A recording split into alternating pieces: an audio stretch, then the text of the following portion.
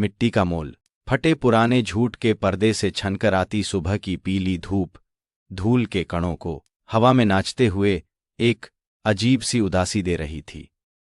मिट्टी की पुरानी गंध, जो कभी अमित के लिए जीवनदायिनी थी, अब बोझिल और बासी महसूस होती थी। उसकी छोटी सी कुम्हारशाला, जहां पीढ़ियों से मिट्टी को आकार दिया जाता था, अब एक खंडहर का रूप ले चुकी थी। टूटे हुए दिए, अधबने घड़े और एक कोने में पड़ा शांत चाक, सब उसकी हार की कहानी कह रहे थे। अमित अपनी गठी ई भुजाओं को घुटनों पर टिकाए उन बेजान चीजों को शून्य में घूर रहा था। उसकी आंखों में सूखी नदी का विलाप था और माथे पर भविष्य की काली छाया। अमित, उसकी मां की आवाज में ममता और चिंता एक साथ घुली हुई थी। कब तक इस मिट्टी के पीछे अपनी जवानी बर्बाद करेगा? शहर में तेरी नौकरी पक्की है, यहां क्या रखा है अब? सब बदल गया है बेटा। मां की बातों में सच्चाई का कड़वा स्वाद था। आधुनिकता की दौड़ में हाथ से बने मिट्टी के बर्तनों का बाजार सिकुड़ता जा रहा था। प्लास्टिक और धातु के बर्तनों ने मिट्टी के उस पवित्र स्पर्श को निगल लिया था जो कभी हर घर का अभिन्न अंग था। अमित जानता था उसकी मां सही कह रही थी, पर दादाजी की वो धुंधली यादें, चाक पर मिट्टी को घुमाते हुए उनके हाथों का जादू उसकी रगों में दौड़ता था। दादाजी, जिनके हाथ मिट्टी में सने रहते थे, हर घड़े को एक कहानी सुनाते थे। उनकी आंखों में मिट्टी का प्रेम बसता था।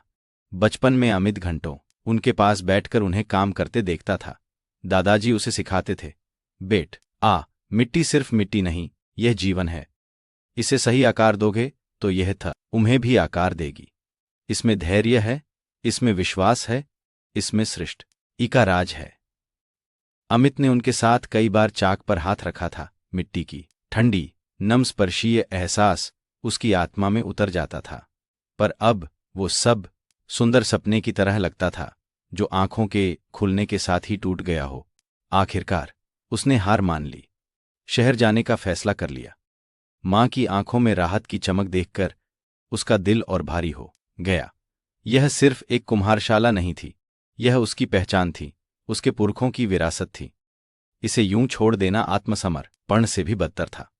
जाने से पहले उसने एक आखिरी बार अपनी कुम्हारशाला को देखा, जैसे किसी प्रियजन को अंतिम विदाई दे रहा हो।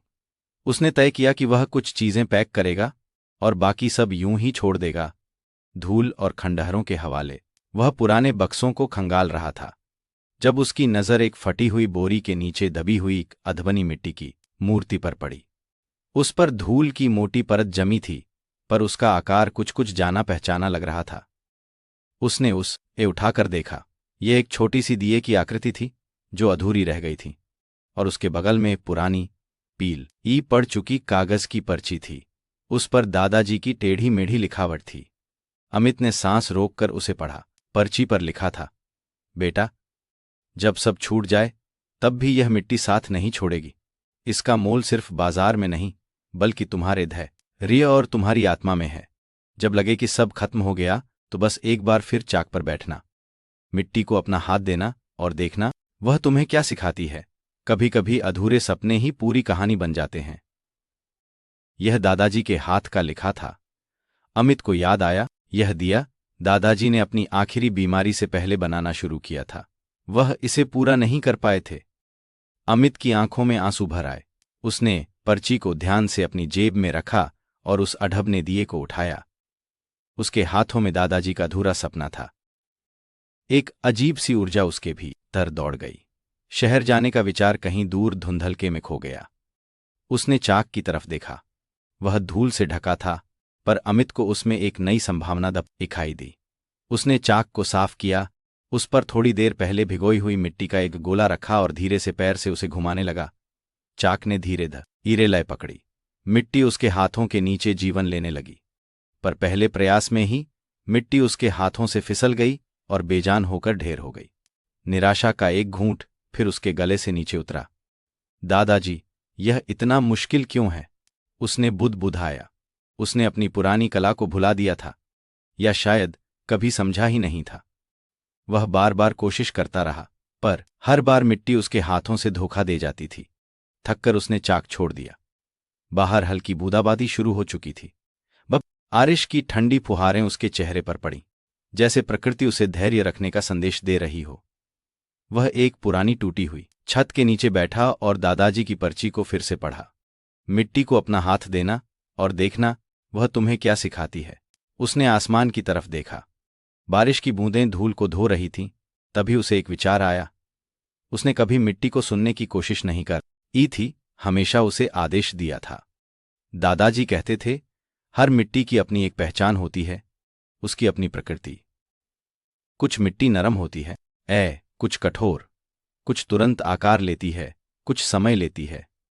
अमित ने अपनी आंखों में एक नई चमक के साथ फिर से चाक की तरफ कदम बढ़ाए। उसने पुराने घड़े थोड़े और मिट्टी को फिर से गूंधा। उसमें थोड़ा पानी मिलाया और उसे और नरम बनाया। इस बार उसने जल्दबाजी नहीं की। उसने मिट्टी को अपने हाथों में लिया, उसकी ठंडी लचीली बनावट को महसूस किया। उसने धीरे धीरे चाक घुमाया। इस बार उसने कोई तयशुदा आकार नहीं सोचा था। उसने मिट्टी को खुद को प्रकट करने दिया। उसके हाथ मिट्टी के साथ नृत्य कर रहे थे, एक लय में, एक प्रवाह में। वह भूल गया कि उसे कुछ बनाना है। वह बस मिट्टी के साथ जुड़ गया था। घंटों बीत गए। जब सूरज ढलने और उसकी कुम्हारशाला में एक सुनहरी रोशनी भर गई, तब उसके सामने एक अद्भुत आकृति थी। यह कोई घड़ा नहीं था, न कोई दिया। यह एक अमूर्त कलाकृति थी, जो मिट्टी के सहज भाव से बनी थी, पर उसमें एक गहरा अर्थ छिपा था। अगले कुछ दिनों तक अमित ने यही किया। वह मिट्टी को सुनता, उसे महसूस करता और उसे अपना रास्ता बनाने देता। उसने कई नई आकृतियां बनाईं, जो पारंपरिक तो नहीं थीं, पर उनमें एक अनूठी आत्मा थी। उसने पुराने दिए को भी पूरा किया, पर उसे एक आधुनिक मोड़ दिया, जिसमें दादाजी की कला और उसकी अपनी सोच का संगम था। वह उन्हें पास के एक छोटे से मेले में ले गया। मन में थोड़ी झिझक थी, पर साथ ही एक नई उम्मीद भी। मेले में भीड़ थी। लोग तेजी से प्लास्टिक और धातु के उत्पादों की तरफ आकर्षित हो रहे थे। अमित को लगा कि उसकी उम्मीदें फिर टूट जाएंगी। तभी एक युवा कला प्रेमी जोड़े की नज़र उसके स्टॉल पर पड़ी। उन्होंने उसकी अमूर्त आकृतियों को देखा, फिर दादाजी के दिए को, जिसमें आधुनिकता का पुट था। यह अद्भुत है, महिला ने कहा। इनमें एक कहानी है, एक आत्मा है। यह सिर्फ मिट्टी नहीं, यह भावना है। उन्होंने कुछ कलाकृतियां खरीदीं और जल्द ही और लोग भी आकर्षित होने लगे। अमित की आंखों में खुशी के आंसू थे। यह सिर्फ बिक्री नहीं थी, यह उसकी कला की पहचान थी, उसके धैर्य का पुरस्कार था। अमित ने अपनी कुम्हारशाला को फिर से जीवित कर दिया था। उसने उसे मिट्टी का मोल नाम दिया। वह अब सिर्फ घड़े या दिए नहीं बनाता था, बल्कि मिट्टी के साथ संवाद करता था। उसने अपने काम में एक कहानी जोड़ी, अपने पुरखों की, अपनी संघर्ष की और मिट्टी के धैर्य की। उसके काम की सराहना दूर दूर तक होने लगी। लोग न सिर्फ उसके बर्तनों को खरीदते थे, बल्कि उसकी कहानी सुनने आते थे। एक शाम जब उसकी कुम्हारशाला ग्राहकों से भरी थी, अमित ने दादाजी की पर्ची अपनी जेब से निकाली और उसे एक फ्रेम में जड़वाकर दीवार पर टांग दिया। वह पर्ची अब सिर्फ एक कागज का टुकड़ा नहीं थी, बल्कि एक प्रेरणा थी, एक गुरुमंत्र थी। उसने सीखा था कि हार मानना आसान है, पर अपनी जड़ों से ढे रहकर धैर्य और विश्वास के साथ मिट्टी को भी सोना बनाया जा सकता है। मिट्टी का मोल सिर्फ उसकी कीमत में नहीं, बल्कि उसे गढ़ने वाले की आत्मा में होता है।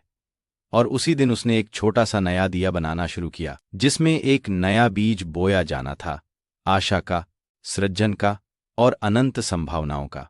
आपको ये कहानी कैसी लगी? हमें कमेंट्स में बताएं और चैनल को सब्सक्राइब करना न भूलें।